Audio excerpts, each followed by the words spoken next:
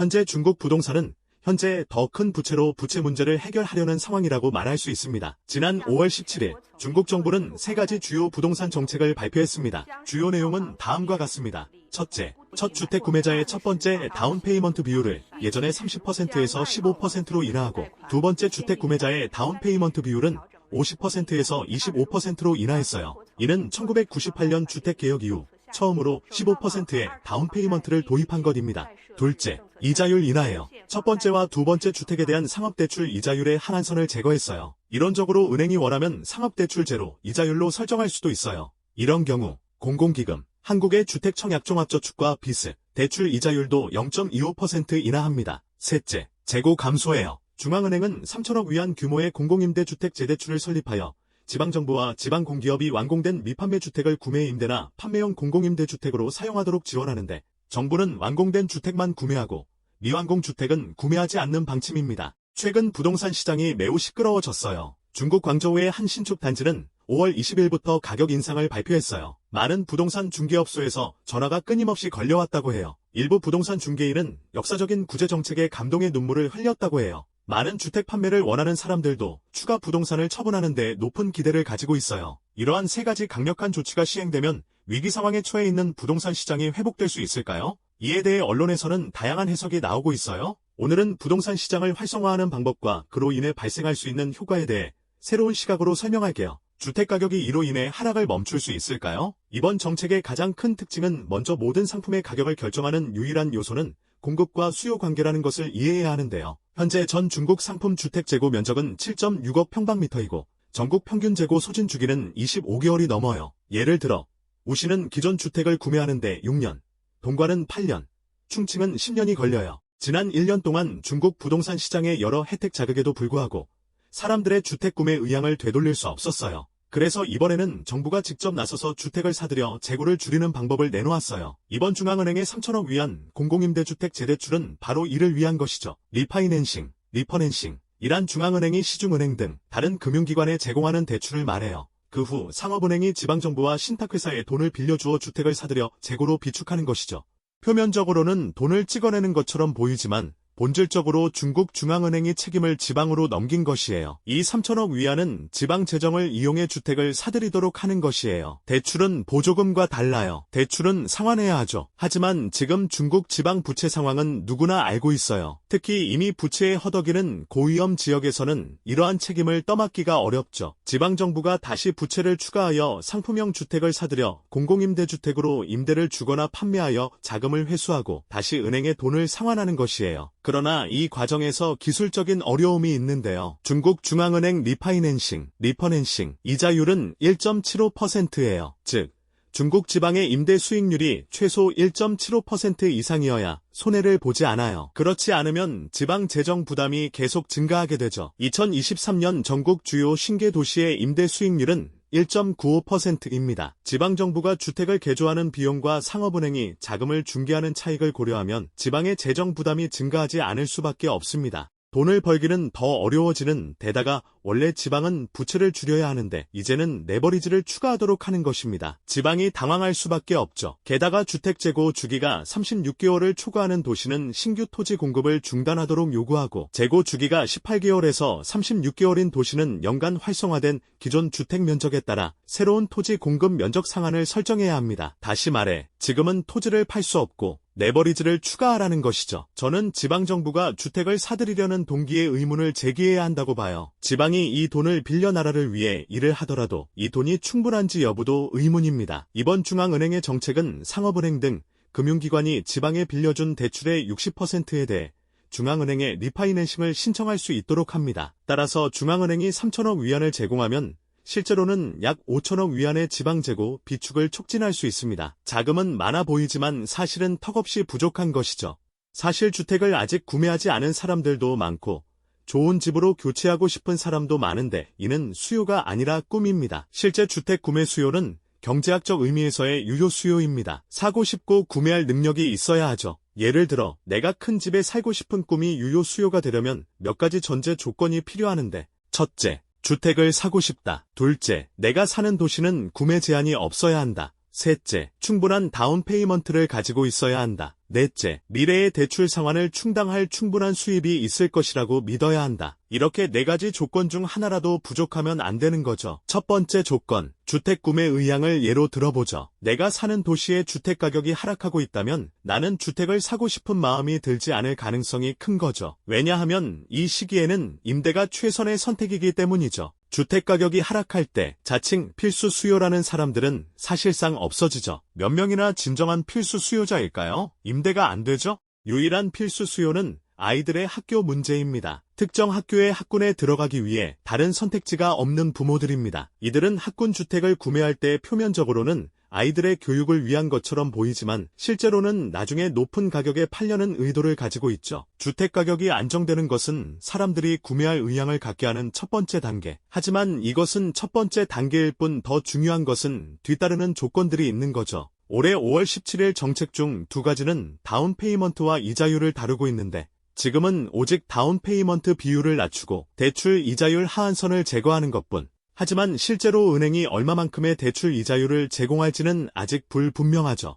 참고로 최근 난징에서 제시한 이자율은 3.45%인데 이는 공공기금 대출 이자율보다 약간 높아요. 이런 경우 다운 페이먼트 비율은 낮아졌지만 이자율 인하 폭이 크지 않다면 구매자에게는 다운 페이먼트가 줄었지만 월 상환액이 증가하게 되어 실제로는 더 비싸게 주택을 구매하게 되는 거죠. 현재 은행의 순이자 차이가 계속 좁아지고 있기 때문에 은행이 대규모로 주택대출 이자율을 낮출 것이라고 기대하지 말아야죠. 심지어 이자율을 1% 낮추더라도 예금 이자율을 2% 낮춰 보상할 것이죠. 어떤 수준에서 은행과 협상력을 가지고 있을까요? 은행이 예금 이자율을 계속 낮추는 것은 당신과 상의하는 것이 아니라 통보하는 것이죠. 사람들이 주택을 구매하려는 주요 이유는 주택대출 이자율이 낮기 때문이 아니에요. 2017년 많은 지역에서 주택대출 이자율이 6%를 넘었지만 주택판매 사무소에서 줄을 서는 열정을 꺾지 못했죠. 따라서 은행이 주택대출 이자율을 대폭 낮추더라도 효과가 있을지는 확실하지 않죠. 사람들이 부족한 것은 다운 페이먼트와 이자가 아니라 향후 30년 동안의 안정된 일자리인 거죠. 유효 수요의 마지막 조건은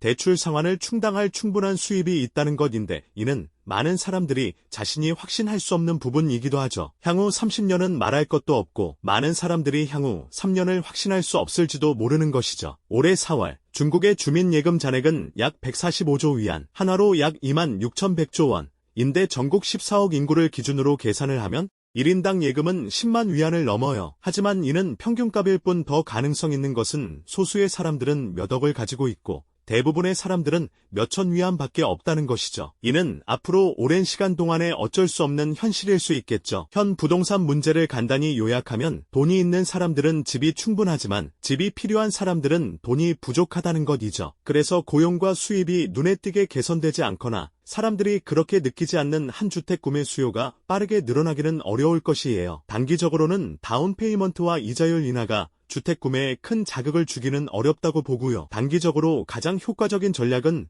부동산 시장의 전체 재고를 줄이고 공급을 크게 줄여 주택가격을 안정시키는 것, 즉 단기간 내에 주택가격이 급락하지 않도록 하는 것이라고 봐요. 물론 장기적으로는 경제가 회복되고 국민의 소득이 증가하기 시작하고 가계부채가 효과적으로 감소하고 부채 비율이 감소할 때 수요가 다시 증가할 수 있겠죠. 하지만 이 과정은 미국은 5에서 6년, 일본은 20년이 걸렸는데 중국은 얼마나 걸릴까요? 저도 잘 모르겠어요. 하지만 그 전까지는 부동산 시장이 바닥을 치지 않을 것이라고 봐요. 부동산 재고 문제로 돌아가서 7.6억 평방제곱미터의 상품 주택 재고는 어떻게 계산된 것일까요? 부동산 재고 면적은 시공 중 미분양 면적과 완공 후 미판매 면적을 합친 것이에요. 여러분은 7.6억 평방제곱미터라는 숫자가 이미 판매되었으나 입주되지 않은 면적을 포함하지 않았다는 것을 발견할 수 있어요. 즉, 미완공 주택을 말하는 거죠. 2021년 부동산 판매가 최고조에 달한 이후 모든 미완공 면적은 20억 평방제곱미터를 초과했어요. 중국의 보장성 주택 프로젝트는 2022년에 시작되었고 당시 350만 가구의 프로젝트 목록이 확정되었죠. 작년 말까지 350만 가구의 보장성 주택 프로젝트에서 300만 가구 이상의 주택이 입주 완료되었지만 실제로는 약 3억 평방제곱미터만 입주 완료가 되었어요. 여전히 목록 외에 많은 부동산 프로젝트가 입주 완료되지 않았죠. 3년의 입주 주기를 기준으로 하면 올해는 역사상 가장 강력한 입주 시기를 맞이하게 될 것이라고 봐요. 프로젝트 미완공은 사람들의 주택 구매 열정을 크게 저하시키는 요소이죠. 이런 상황에서 정부가 대규모로 완공된 주택을 구매한다고 해도 사람들이 다시 미완공 주택을 구매하려고 할 것이라는 보장은 없어요. 사람들이 자신이 주택을 구매했을 때 절대 미완공되지 않을 것이라는 확신이 있어야 많이 계속해서 보장성 주택을 차질 없이 추진하고 상품 주택 재고를 해소하는 등의 중요한 과제를 수행할 수가 있죠. 현재 보장성 주택 프로젝트에 필요한 투자 금액은 7.6조 위안으로 추산되며 자금 부족은 3조에서 4조 위안에 이른다고 해요. 이 부분은 향후 더 많은 재정 자금이 투입될 필요가 있겠지만 어디든지 돈이 필요한 거죠. 하지만 예전에 은행이 제공한 3,500억 위안의 보장성 주택 특별 대출이나 이번 중국 정부에서 내세운 3,000억 위안의 보장성 주택 리파이낸싱, 리퍼낸싱 모두 규모 면에서 충분하지 않다고 봐요. 또한 중국 정부는 지방과 민간 부문의 부채를 추가하여 부동산 시장을 자극하려는 방식을 깨지 못했다고 봐요. 중국 국내에서 네티즌들은 국가가 왜 직접 부채를 부담하지 않고 더 많은 돈을 사용하여 전국적 보장성 주택 플랫폼을 설립해 주택을 비축하지 않느냐는 의문이 많다고 해요. 최근 웃지 못할 루머가 돌고 있다고 해요. 주택 가격이 너무 높아서 정부도 살 수 없고 철거할 수 없다라는 것이죠.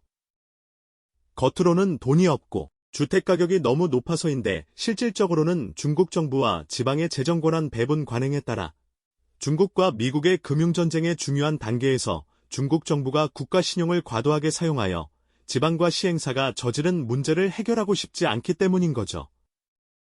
이 문제는 재정 규제의 한계와 중앙정부와 지방정부 간의 구체적인 재정 갈등을 포함있고 또한 다음 재정 체제 개혁의 핵심 사항과 관련이 있어요. 나중에 여러분들에게 자세히 설명드릴 것이에요. 사실 객관적으로 따져보면 중국 정부의 방향은 맞지만 문제는 기업과 주민 모두가 레버리지를 최대한으로 사용하고 부채를 줄이는 작업으로 지방 재정에 많은 여유가 없을 때 부동산 시장은 국가에 의존할 수밖에 없죠. 올해 5월 17일에 내놓은 정책은 확실히 호재이긴 해요. 적어도 주택가격이 안정되지 않으면 정책이 멈추지 않을 것이죠. 지금은 예전처럼 고점을 압박하는 것이 아니라 부동산 시장이 현재의 수급 상황을 바꾸려면 더 강력한 정책이 필요하다고 봐요. 우리가 일본과 미국의 법을 통제 방법을 배운다라고 하면 중앙재정이 채권을 발행하고 중앙은행이 돈을 찍어 구매하는 방식이 될 것이라고 봐요. 이는 중국판 양적 완화라고 할 수 있어요. 세계 3대 버블인 미국의 주식시장, 일본의 채권시장, 중국의 부동산 시장을 비교해보면 미국은 양적 완화로 주식시장을 안정시켰고 일본은 양적 완화로 채권시장을 지원했으며 중국은 양적 완화로 부동산 시장을 안정시키려 하고 있죠. 그럼 대한민국은? 이러한 방법들이 저는 합리적이라고 봐요. 중국 중앙은행의 리파이낸싱, 리퍼낸싱, 한도를 늘리거나 지방정부를 거치지 않고 국가 차원에서 상품 주택 비축 플랫폼을 설립하는 것도 하나의 방법이고 중국 정부가 가장 큰 집주인이 되어 임대료로 토지 매각금 부족분을 보충하는 것도 하나의 방법이라고 볼 수 있죠. 임대 수익률이 낮으면 어떻게 할까요? 시장이 통제될 때, 특히 주거 필수품인 경우 모든 가격 결정권은 판매자에게 있는 거죠. 믿기 어렵다면 중국의 수도세, 전기세, 가스세 가격 인상을 참고하면 알 수 있듯이 단기적으로는 부동산 시장을 안정시키고 장기적으로는 해결책을 모색하는 것이 부동산 시장의 장기적 메커니즘일 것입니다. 오늘의 주제는 여기까지입니다. 구독과 좋아요 꼭 눌러주시고요. 저는 굶주린 브라운 베어입니다. 다음 시간에 뵙겠습니다.